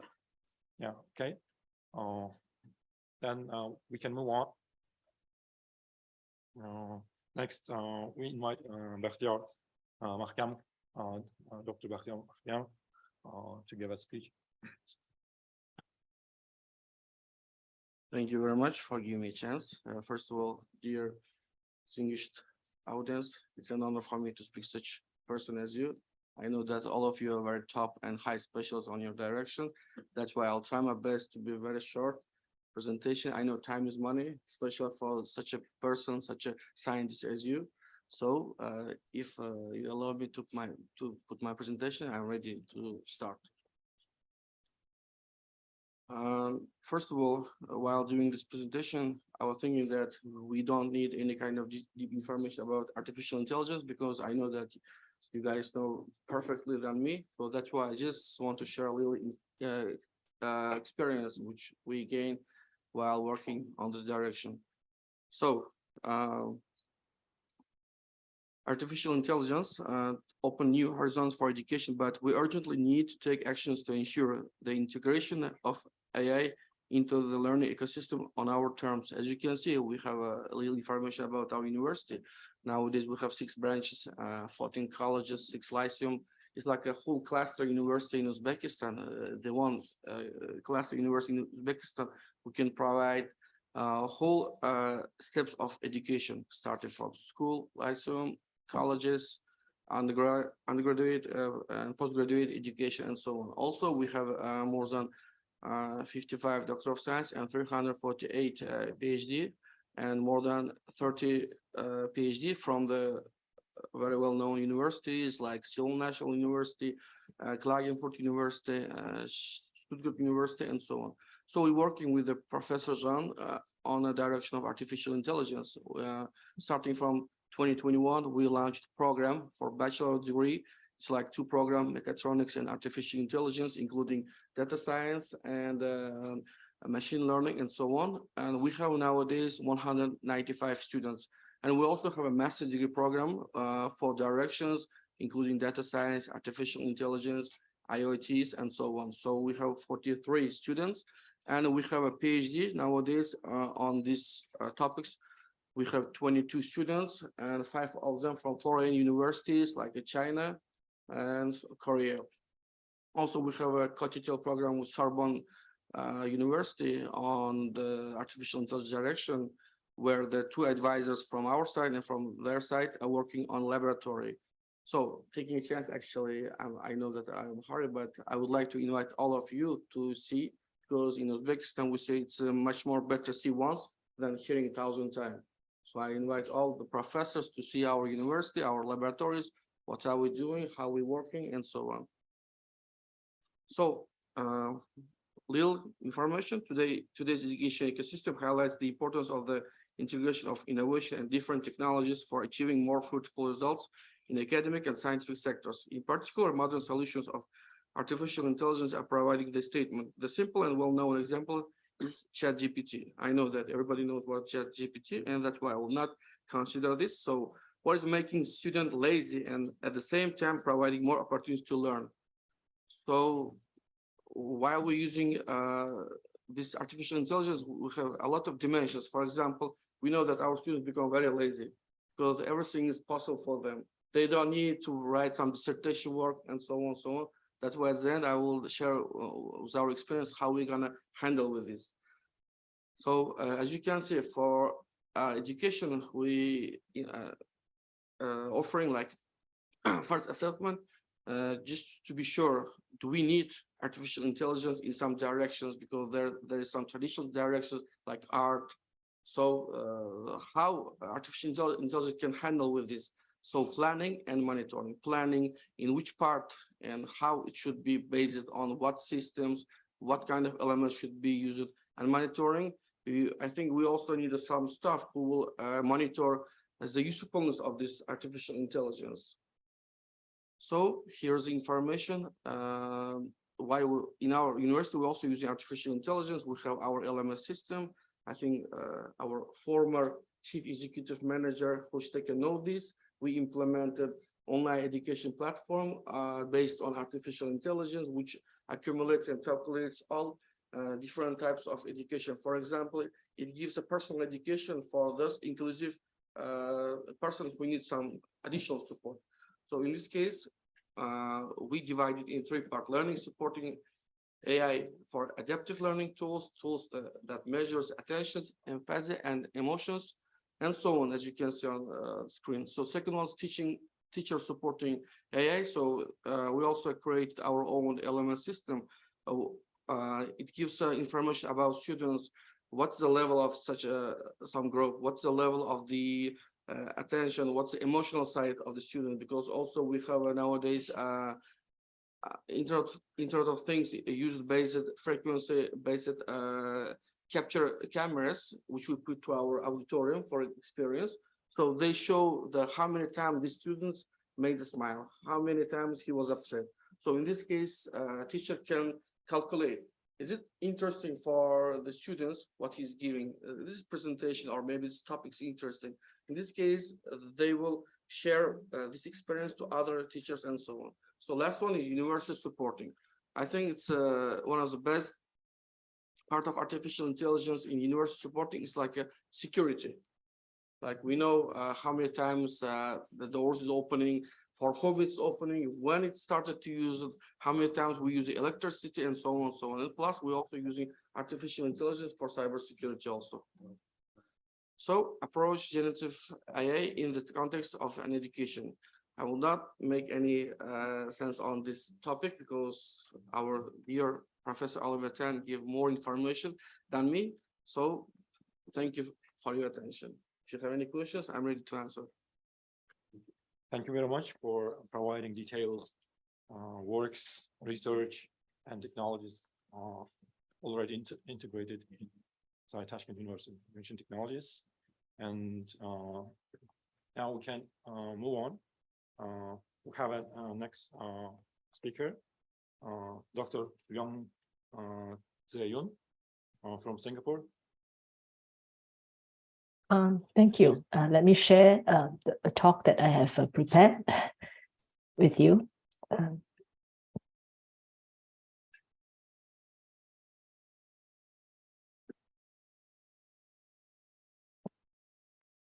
Thank you for this opportunity to share with you some thoughts on the effective and responsible use of generative AI in education and research. Now, what is generative AI? Well, in general, it refers to a set of techniques and models that will allow us to input different modalities of knowledge or information or data, including text, images, audio, sounds, etc. And there's a series of pattern learning and content generation activities going on in the model, which will generate new content from existing data. There's been a rage recently on the advancements and also in different applications of generative AI models in different applications.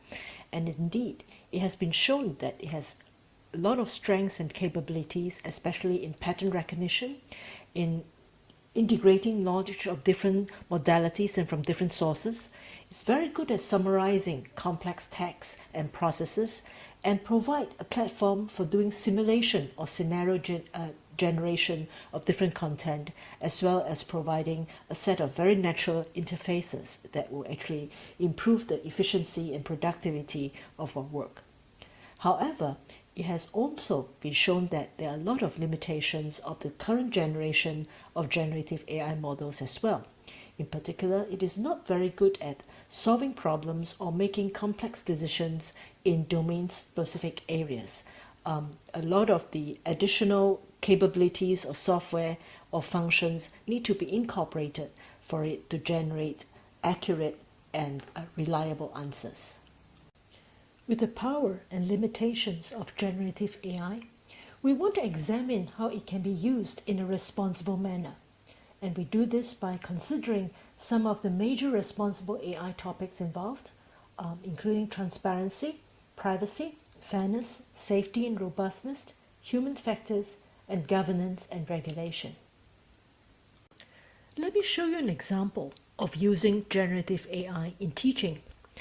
I'm teaching the students an AI decision-making method, and I want to show how to formulate a decision problem in a graphical decision model in order to decide among a set of actions to take to reach an objective or a goal.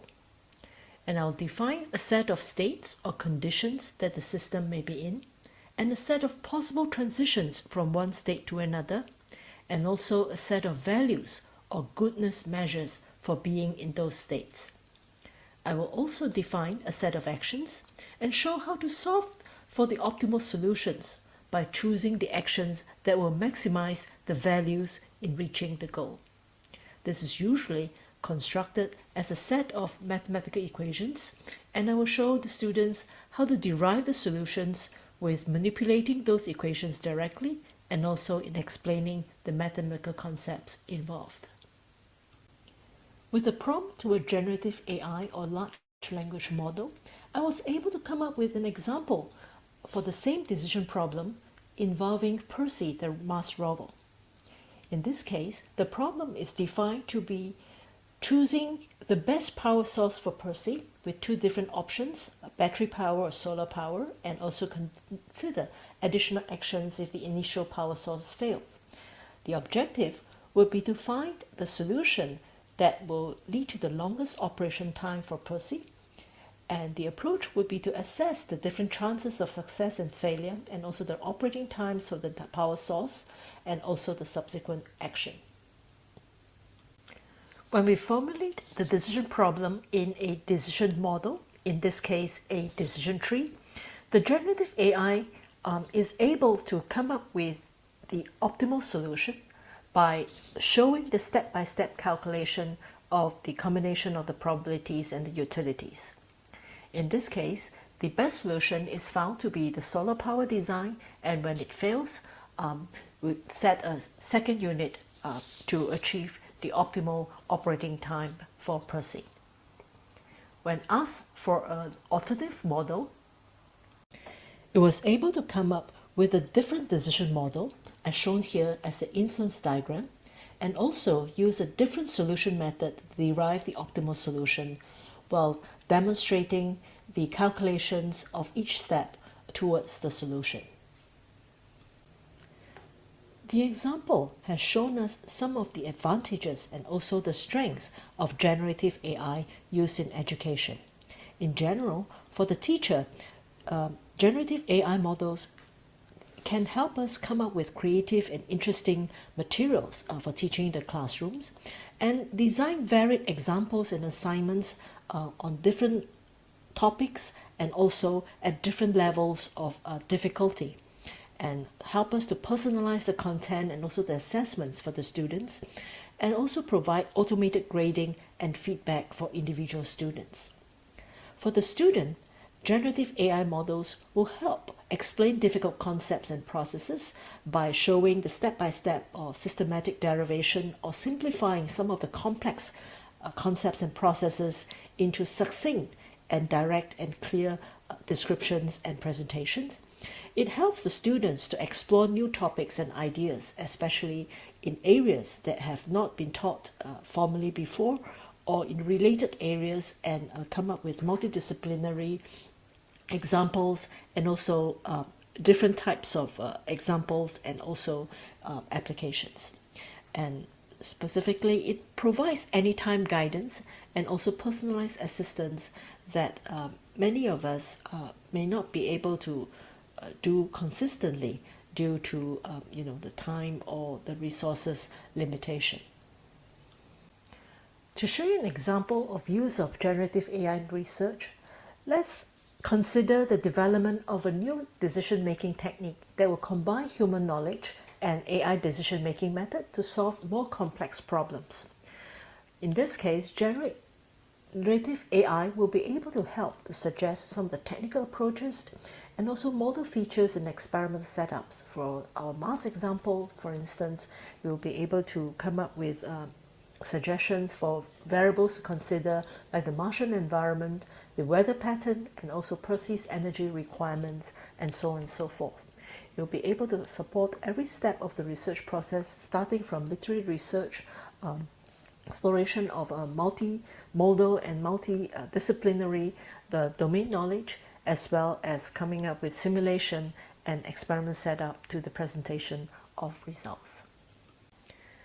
So in general, the effective use of generative AI in research helps the researcher to conduct literature research and analysis, and also to integrate multidisciplinary knowledge in the investigation, and support ideas generation and also validation to check on the effectiveness and also the applicability and the credibility of those ideas. And in terms of implementation, for example, in computer science, it serves as a co-pilot in the design and implementation and testing of the software. It's very good at coming up with various ways of looking at the same problem, showing different examples to perform scenario generation and also simulation. And of course, it helps also in the presentation of the research ideas and results by coming up with ways of organizing the thoughts, the ideas and the results, as well as to writing of the drafts, in coming up with suggestions on some of the points to put in based on the findings and also the experimental process itself. With all the power and also the capabilities of generative AI, we note some major challenges in the use of such systems. First, there can be inaccurate or wrong answers being generated. There's inherent human judgment or biases in the databases, and there's also improper design of the model sometimes that would lead to wrong answers. To mitigate such risk and how to ensure that there's responsible use of such systems, we need to be able to review and also validate the content and the answers from experts and other credible sources, and make sure that the data includes fair use knowledge, and also be inclusive, and also includes all the diversity considerations in the whole development process. We also need to be able to examine and explain the motivation and the objectives for the design, and what are the potential impact for those systems as well. To continue with the discussion, we noted that sometimes improper use of the results or the system's answers due to limited understanding. There's a lack of data privacy and security, and also the data being used for training may not have obtained full rights for use. There's also high cost of training and maintenance, both in terms of the content as well as the underlying computational systems. To mitigate some of these issues, there will be measures to put in place to prevent over-reliance of the system by providing proper training and education so that the users will understand the capabilities of the limitations, and put in data preservation and security measures, and also make sure that the copyright issues are all resolved before we use the data for training. In terms of the cost of training and maintenance, we want to come up with new ways to educate the users for the right way of using the systems, and also new methods to construct and also maintain the models. And how should we govern and regulate generative AI systems and their use? Well, I believe an effective way would be to borrow some ideas from the vehicle and transportation rules. Here, governance is based on a system and multi-perspective approach, and different components and stages in the process and different participants in the ecosystem have different sets of rules and guidelines, and all of them working together. And of course, we cannot have a system that is inconsistent as shown in this diagram. But the key to achieve a successful system for generative AI is, like the vehicle industry, proper education for the different people involved: the researchers, educators, developers, policymakers, and users. Thank you. Thank you very much. Thank you. Thank you very much, Dr. Leon. It was very nice. I think your presentation addressed most of the questions that we said in the beginning. Like you also showed that how AI can be useful for students, teachers, and researchers, and also you addressed the biases. In order to reduce the biases, we need a tool of reviewing and validating. That was very nice. And thank you very much. Thank you. Yeah, we can move on to the next presenter, Arsan Abdullari, United Kingdom. Thanks, Ibrahim, for the introduction. Can you see my screen at all? No, we can't. You cannot see my screen. 1 second, please.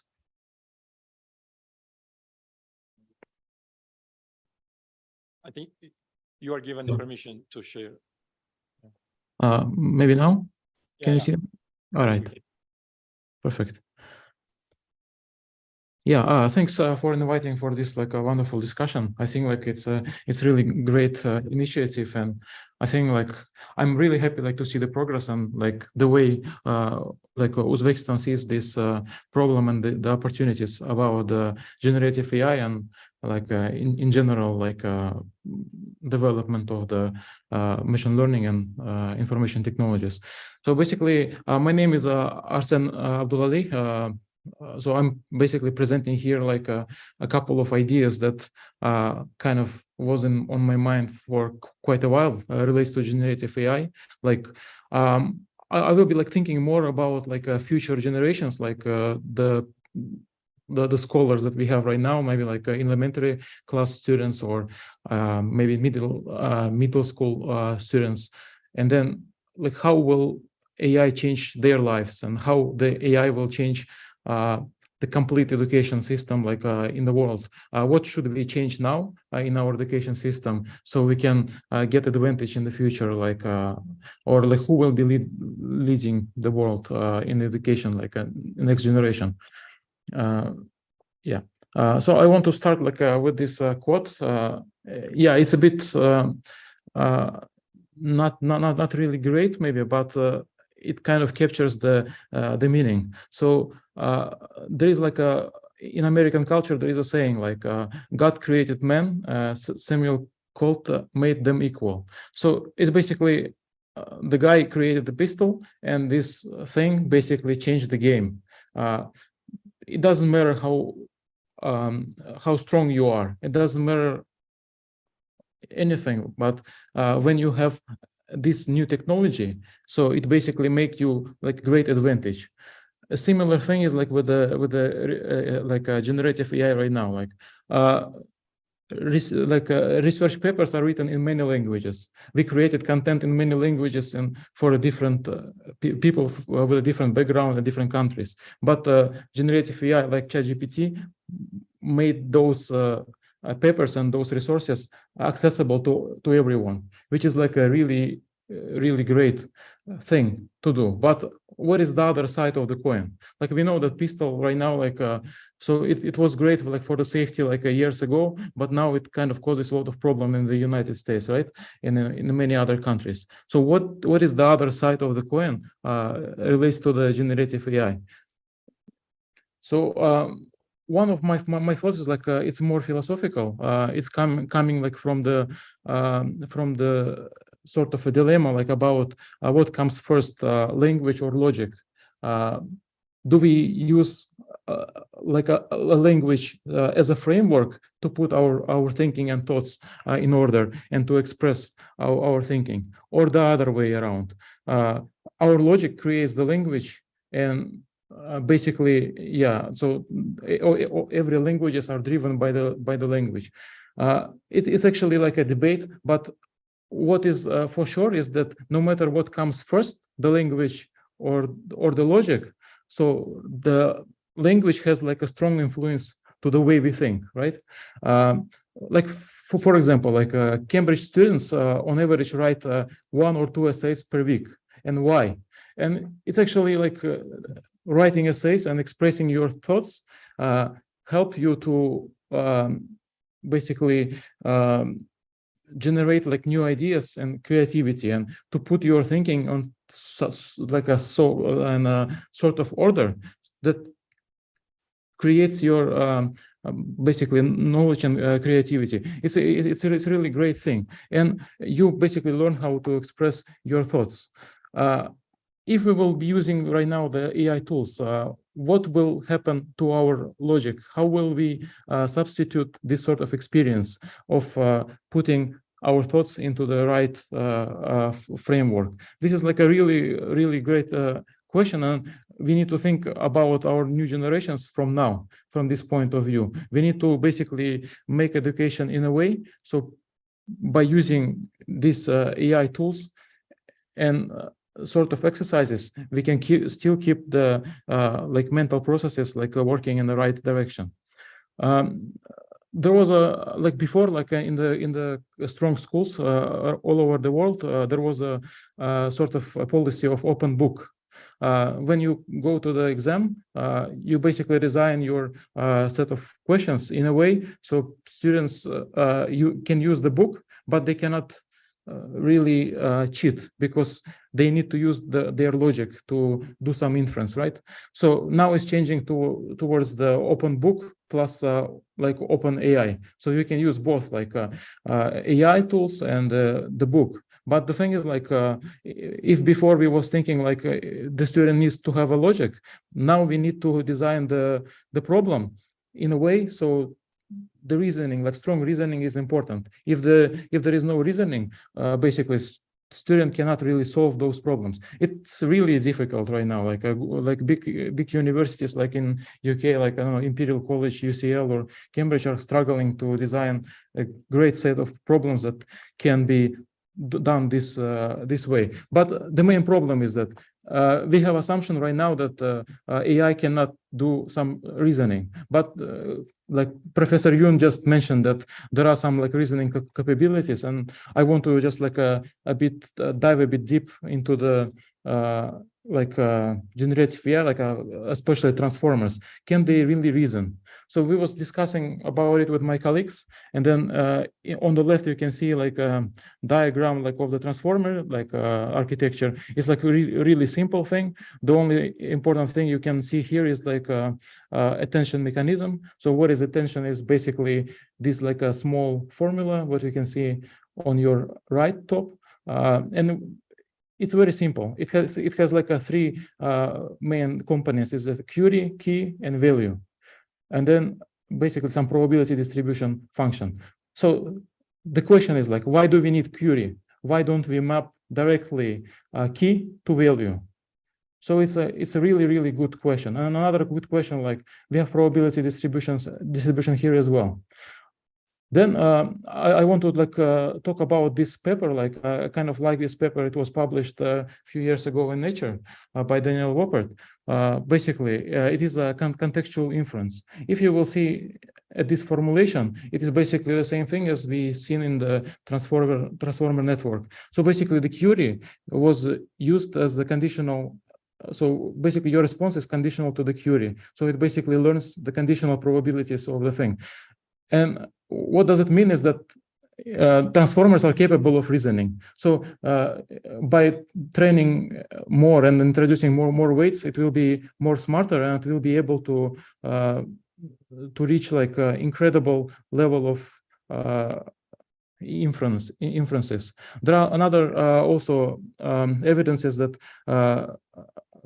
transformers can reason. So this recently published paper, maybe it's not in archive anymore, but at that time, this idea by simple mathematical problems, they were showing that the like AI, like generative AI, can basically do sort of reasoning and solve those small problems. So it's getting even proved mathematically now, which is like a great news. But we need to be aware about that the AI will be reasoning, and we need to consider it like strongly.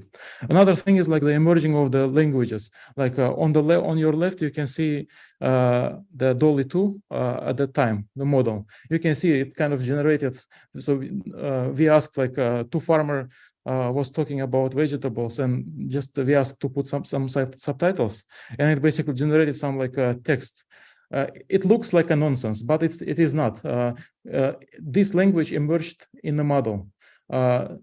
So the model was learning like a different information within different context, and then it mapped, developed sort of vocabulary and started expressing this vocabulary in the image.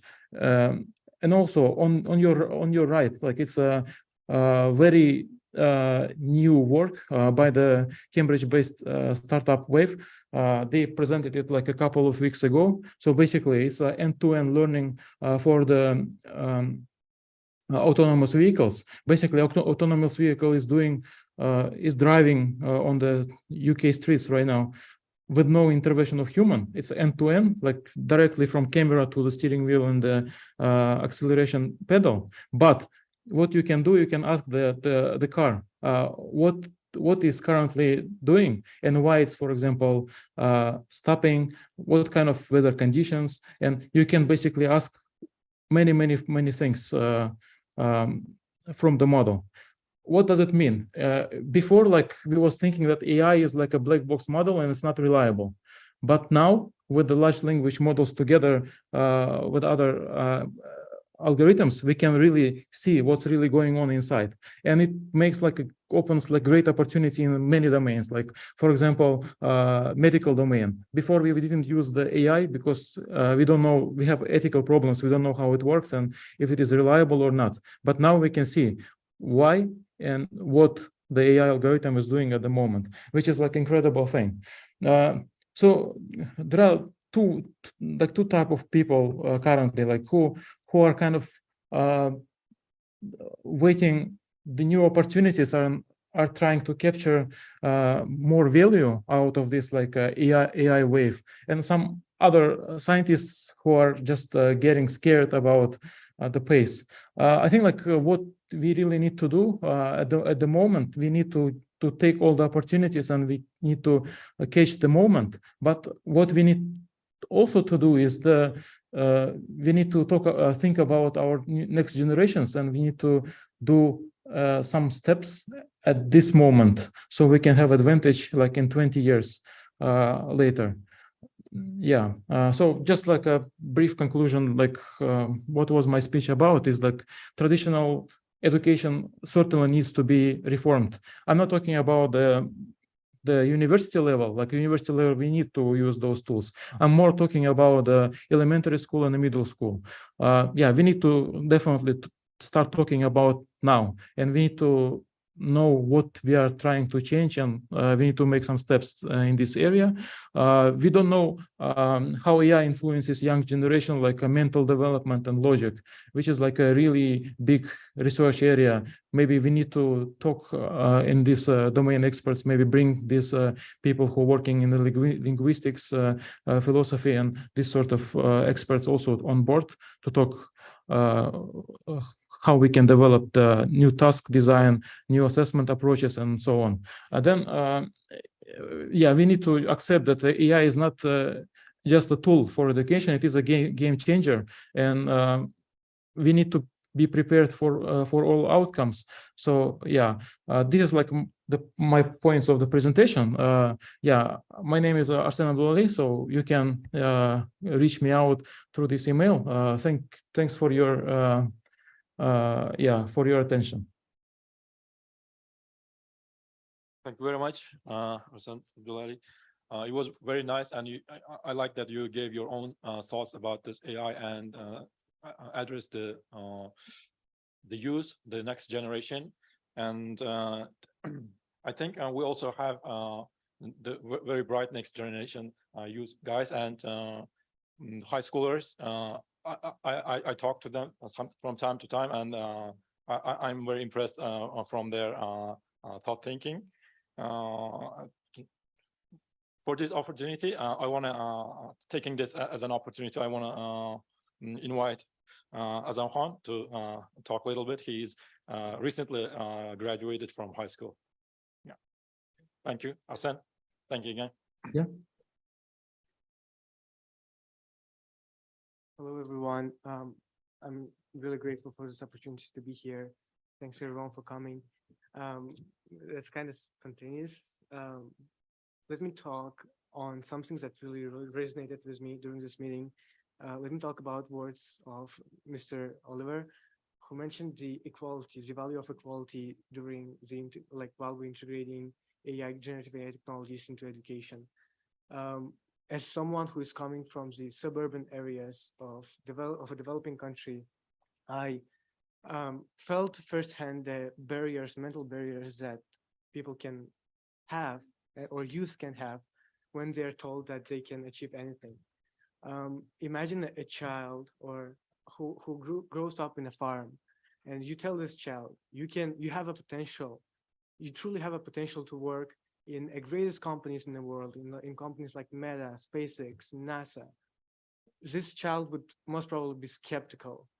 How can I, someone who never touched anything like something that SpaceX produces, haven't interacted with such kind of technologies, how can I be someone who will be leading this technology in future?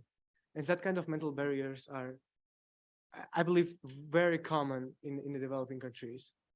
And this leads to the great loss of potential in those developing countries. We have an immense potential. Those kids like I am have potential to change the lives of millions of people. And perhaps we need to take a different approach to education and practice. Perhaps we should foster development from ground up. Perhaps we should share the idea that it's okay not to thrive for those really big projects, and it's okay to perhaps for everyone, like shares the idea that everyone can bring their unique perspective and their unique solutions to the universal problems that some might experience. I have couple of my own projects that are oriented to creation of those local communities, like action-oriented local communities. And one of my favorite stories from those communities is a kid whom I taught programming, created an AI model to predict the yield of honey of his parents for the next year through the data that he collects himself. And I think that kind of problems can illustrate that those small problems, perhaps small problems, can collect, and if in a great quantities, they can really make a difference. And our role would be to foster the development of such use, and perhaps uh, sorry, lost the slide. Yeah, foster the development of new generation of innovators, scientists, engineers who would make a difference in future. Thank you. Thanks so much for this opportunity. Yeah, thank you very much. It's very interesting to listen the thoughts of the young generation because they are the future of our community. Thank you very much for expressing your thoughts. And I think now I can move from the role of the moderator to the presenter. So I also want to have a little presentation. It's not that deep and it's going to be short. So, okay.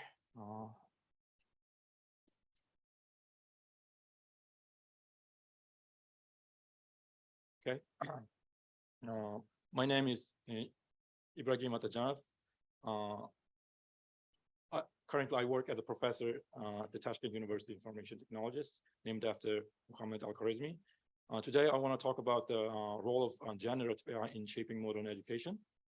Okay, before moving to the generative AI and how it can help in developing our educational system, I want to get a little information about the landscape of the AI, the key concepts like machine learning, deep learning, reinforcement learning, and natural language processing, those kind of areas, or the tools that helps to build AI system. Like a machine learning is the way to build the intellectual system currently,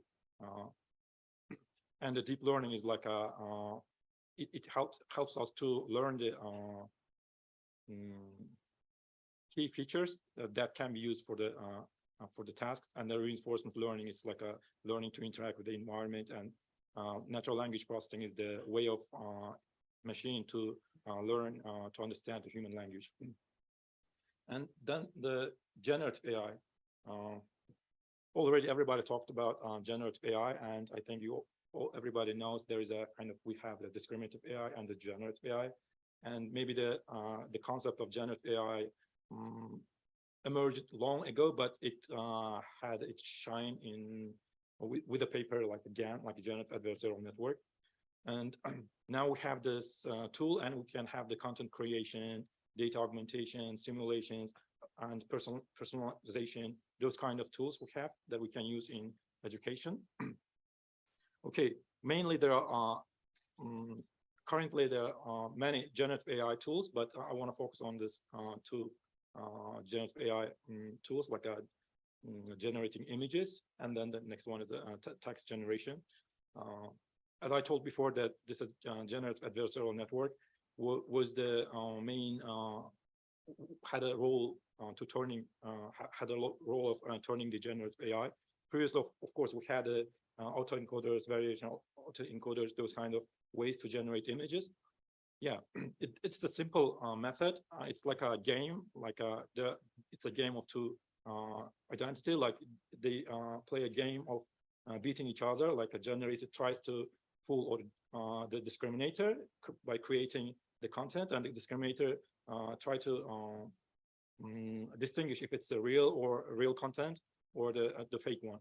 Yeah, and as they both get better in their job, then we can get the generative model, which is better in generating real world images. And then the next one is the transformers. We already talked about the transformers and explained the model. It's kind of currently we are analyzing that the transformer can have this, I would say, can have the somehow ability to understand, have the inference, ability to infer from the text, and Arsan Abdullah already explained about those. Yeah, these are some generative AI outputs from DALL-E 3. Yeah, different kind of like a dog. We can give a caption, and it can understand the caption and generate the content like a real images. And of course, we can say that the paint this famous football player in a style of Van Gogh. Yeah, and again, that was for images and for content creation and design. We can use this generative AI for tailoring educational content, creating personalized or any educational content that we want. And this is some example that I use to generate the curriculum using the ChatGPT. Again, there are other real-world applications for image generation, and there is a tools like Hello History and the character AI that we can talk and communicate with the characters, personals from history. Yeah, we have different image generation, and then the content generation for education tools. And again, if we think about the ethical consideration, we have to focus on the current challenges that the generative AI can put on, because that there might be big biases in the machine that we trained. And for example, we can give the general input like a neutral input, and it can give us the bias output. For example, general input like the history of the world, we can ask, and the answer could be the history of the world, but it can say the history of some certain area because it's trained, and there is a bias in the data set that the model is trained. So it's the big consideration. That's why Professor Yoon also gave his thoughts that we need a tool to evaluate and validate those outputs we're getting from the generative AI. And of course, we have the guidelines for ethical use. Currently, a lot of organizations, even the OpenAI, they have their own thoughts how we should use their tools. And of course, as Professor Oliver Tan mentioned, there is a recent guidance from UNESCO. Yeah, and assessment in we can use the generative AI in assessing and getting feedback. Already Professor Yoon also talked about this one. So I will just move on. We can use now the AI to assess the students' kind of learning process. And yeah, there's a real world platforms like it's from Quizlet, the AI powered, it's the assessment tool, tutor. Yeah, the conclusion is like we have a big potential in generative AI, and we have the challenges.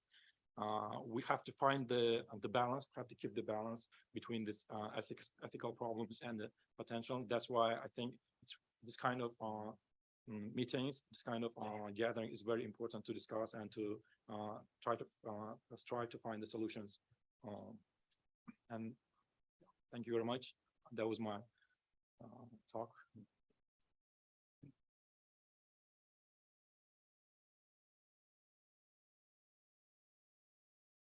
Katta rahmat. Hurmatli mehmonlar, hurmatli bugungi yig'ilish ishtirokchilari, bugungi davra suhbatimizda ko'p masalalar aytib o'tildi, xususan xorijiy mehmonlarimiz ham o'z tajribalari bilan bo'lishdi. O'zbekistondagi hozir amalga oshirilayotgan ishlar bo'yicha ham mana yaqindan tanishib o'tdik. Marhamat, agar yana bizning yig'ilishimiz hozir mana bu ofitsialniy formallikchasi yopiq deb e'lon qilinadi.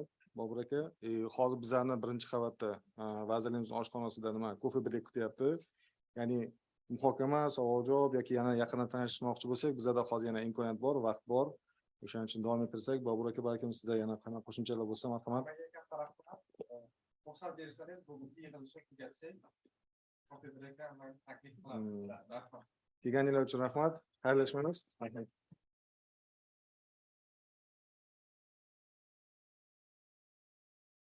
Rahmat.